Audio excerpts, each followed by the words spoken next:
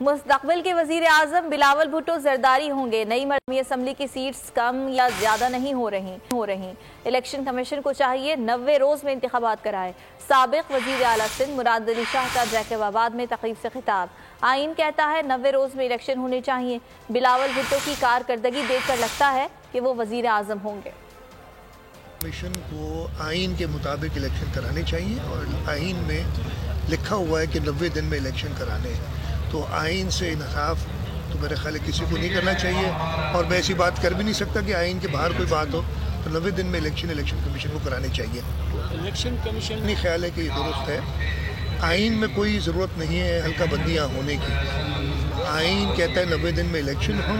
आइन कहता है कि हर मरदमशुमारी के बाद सूबों के अंदर जो कौमी असम्बली की सीट्स हैं वो उस मरदमशुमारी के हवाले से पूरी, और वो हो गई है। जो मरदमशुमारी का ऐलान किया गया है, जो CCI ने अप्रूव किया है, उससे किसी सूबे में नेशनल असम्बली की सीट्स कम या ज़्यादा नहीं हो रही हैं। तो आइनी रिक्वायरमेंट पूरी हो गई हैं।